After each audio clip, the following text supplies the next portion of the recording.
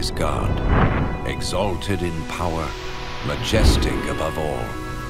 The heavens tell of his greatness. The skies display his awesome craftsmanship.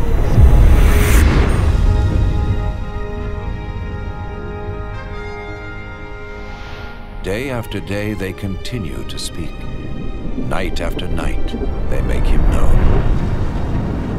In creating the heavens, God also created the earth and formed man from the dust of the ground and breathed into his nostrils the breath of life.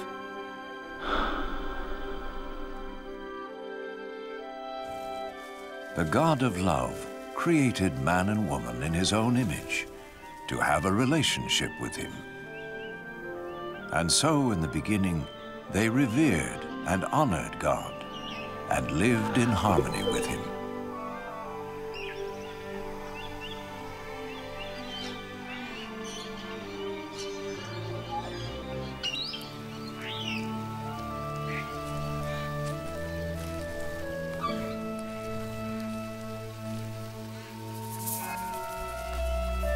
This continued until one day, Satan tempted the woman to eat the forbidden fruit, and she gave it to the man, who also ate.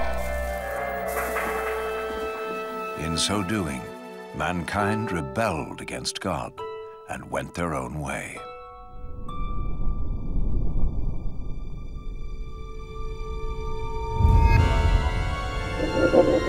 As a result of this sin, mankind was separated from God and was thrown out of the Garden of Eden.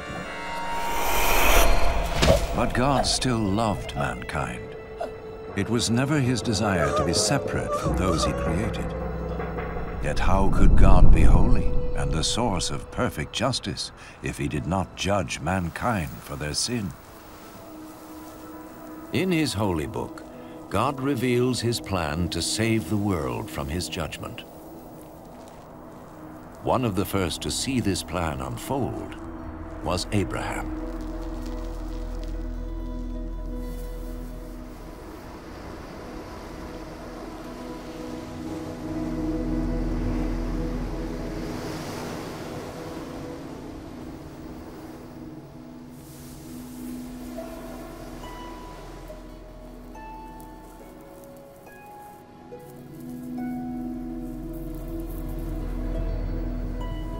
Abraham was a righteous man, whom God promised to bless and make his descendants as numerous as the sand of the sea and the stars of the sky.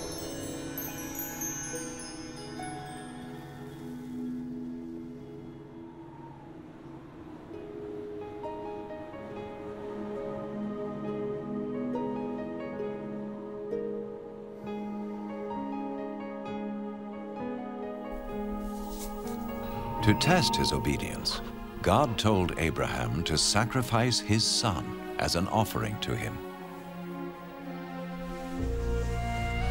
Abraham trusted God and sought to obey him.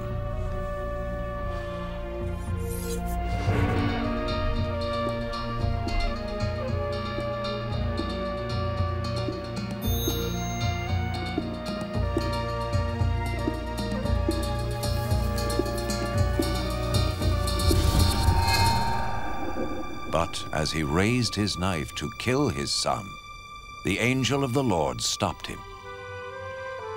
He saw that Abraham feared God and was willing to obey him. Then Abraham saw a ram caught by its horns in a thicket, and he sacrificed the ram instead of his son as an offering to God. And so God showed Abraham that a lamb or similar animal was to be slain as a temporary covering for sin until God would provide his ultimate sacrifice to pay for the sins of mankind. Instead of sin separating man from God, the sacrifice would restore their relationship.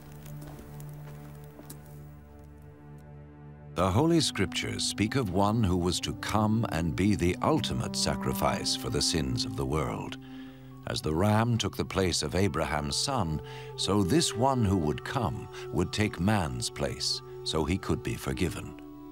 Some refer to this person as the Messiah, the one who would come and reconcile the world back to God once and for all.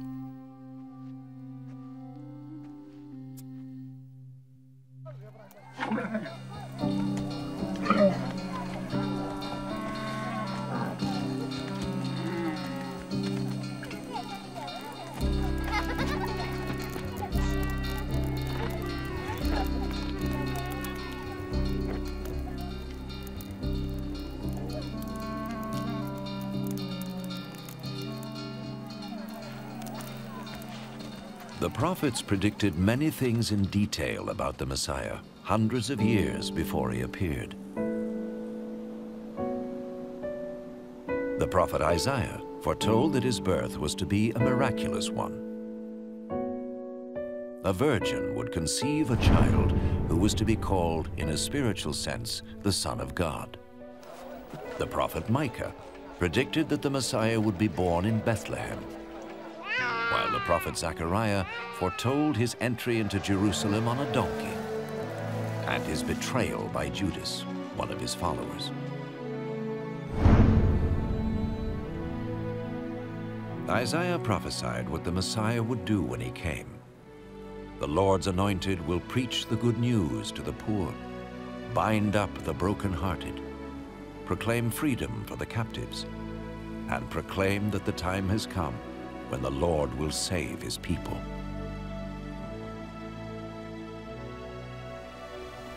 So who was the Messiah? In the 1st century, a prophet came called Jesus. Some thought he was the one the prophet spoke about. Could this be? Did his life fulfill what was predicted of him? Was Jesus more than a prophet?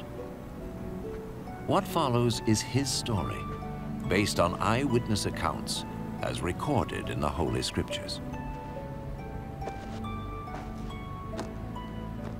An actor plays the part of Jesus, and though no actor is worthy of such a role, it has been done so that we may understand and benefit from the life of Jesus.